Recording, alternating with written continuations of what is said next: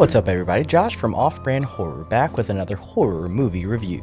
Today we will be talking about the 1998 movie Bride of Chucky, as some would say, the one that jumped the shark. This is the one where they kind of fully embraced comedy. It's like a comedy movie where they also kill people. The first three Child's Play movies, it was like horror movies with a little comedy in there. Maybe not even intentional, just kind of funny that Chucky was so little and killing people, right? But I would say if this is the one where they jumped the shark, they freaking landed it, dude, because the movie's iconic. It's a fantastic movie. When you fully embrace that this movie is campy and meta, and I'm not talking Zuckerberg, I'm talking just straight Deadpool Chucky. In fact, if it was a movie, it would take 3 or 4 sequels just to do it justice. And it's just funny, You can have fun with it. And that's all I ask for a movie. I want to have fun with the movies I watch. I have fun with this one. For those who don't know, Jump the Shark was originally a statement based off of the old 70s show, Happy Days. There was an episode where Fonzie jumps a shark with like a jet ski, literally jumps a shark. There's like a shark in the ocean. He's like, I'm gonna jump it with my jet ski. It was basically Happy Days was out of ideas. It was like a radio DJ or something, I think. And that's what this movie did because it altered from the other ones, but it freaking nailed it, dude.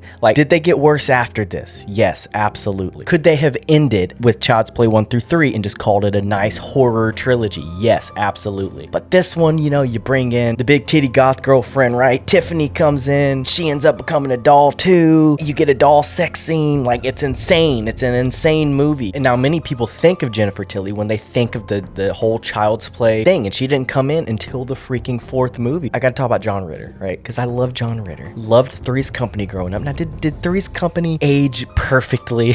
No. But did this movie, if you're watching Bride of Chucky, did this movie age perfectly? Open the coffin, Jade.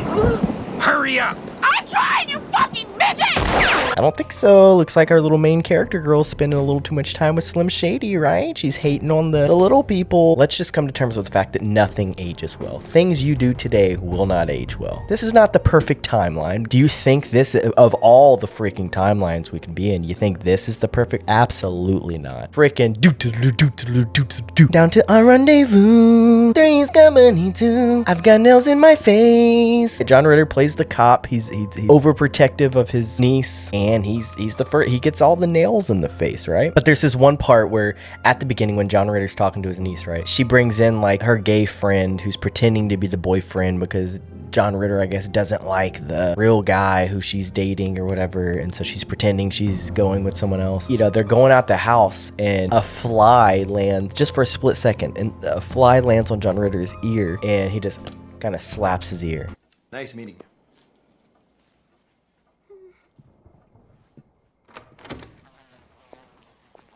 And I just wanted to talk about it. Number one, because I have a fly issue right now. Flies galore around my house right now. Super annoying. We've been dealing with it. Super annoying. And I literally thought a fly was just flying past my TV screen, and then I thought it like landed on the TV, and then John like smacked his ear, and that was just trippy. And then Kristen, my wife, was like, did a fly just land on his ear in the movie? And I was like, yeah, I think so. She was like, I thought it was in the room. I was like, so did I. And so we rewinded it and we watched it, and yeah, the fly just landed. And it's weird that they kept it, but they kept it, and now it's a thing. But dude, yeah, like I said, super meta movie, no mark. The whole movie opens, it's like the camera's going through like the police station. It's showing like all this different evidence, and first you see like a hockey mask, and it's like, oh, that could be like a tip of the hat to Jason, but it could just be a hockey mask.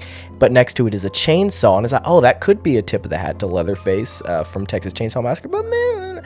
And then it keeps going, and in the next little cage it shows literally the Michael Myers mask, and you're like, okay, this is definitely a tip of the hat to the other horror icons. And then if you look closely, Freddy Krueger's glove right there next to it. So it's just a tip of the hat to all the freaking horror movie icons, which is just showing you, yeah, this is going to be a very meta movie here. No Zuck. And then when John Ritter gets all the nails in his face, Chucky's like, it kind of reminds me of somebody. And I'm pretty sure that was referencing, Hellraiser. And then, dude, this is the movie where Living Dead Girl, this is why Living Dead Girl by Rob Zombie exists. That's crazy because it's such a good song, and it's like a giant hit for him.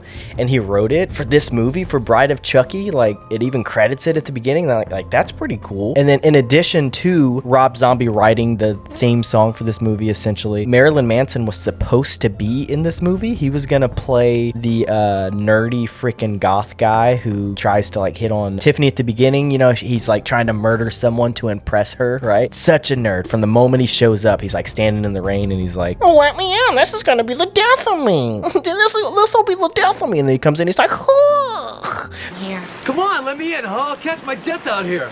Promises, promises. Whoa. Woo. Hey, how was your day? Later in the movie, you see like on the news that he's like disappeared, and it shows a picture of him, and he's got like giant nerd glasses on and stuff, and it's like, oh, so that was the nerd. No wonder. This will be the death of me out here. And then he goes on this whole spiel when he's trying to get Tiffany to freaking sleep with them. You know what the French call an orgasm? Le petite mort. The little death. Come on, Tiffany. Let's die a little. And to see Marilyn Manson, no wonder Manson said no. He probably was like, this is gonna really hurt my image. So they just took a guy, dressed him up exactly like Marilyn Manson. He's supposed to be this freaking insane goth murderer wannabe, I guess. I'll catch my death out here. What a square, huh? Speaking of square, right after freaking Chucky, like, which by the way, spoilers for, I have to say it every time, but you have to say it. Spoiler alert, keep scrolling. When Chucky kills the nerdy goth guy, he turns around and he's like reuniting with Tiffany in human form for the first time. And turns around and he's like, hi. Hi. Hi. How you been? Okay. You? Peachy. I've been kinda out of it. It reminded me so much of, hi, how are you? From SpongeBob when he's like, SpongeBob's trying to be normal. Hi, how are you? And SpongeBob goes, hi, how are you? He turns around, hi. And Tiffany's like, hi. And Chucky's like, how are you? Dude, there's this one time when I was a little kid. This is like a core memory for some reason. You can't choose them. You can't choose them. It just happens. My dad is helping me get dressed. Like he's holding out like my pajama pants or something. I turned towards my closet and I had a Hakuna Matata shirt with Simone and Pumbaa from The Lion King on it. It says a Hakuna Matata. And so I say it, Hakuna Matata. And he stops and my dad goes, don't you ever say that again. I go, what? And he goes, you're saying that Chucky crap. I go, Chucky? He goes, yeah, you're chanting. And he's thinking, Aido Dimbula, give me the power, I beg of you. Ade Dewey Dembala, give me the power, I beg of you. And no, I was just, Hakuna Matata. I was like, Hakuna Matata. And I point to the shirt and he sees it. He's like, oh, I'm sorry, son. Continue with your singing. Put these damn pants on. Hakuna Matata, give me the power, I beg of you. But yeah, did this movie age perfectly? No, it didn't. But much like Three's Company, is it nostalgic for me? Yes. And is nostalgia greater than my morals? Absolutely, dude.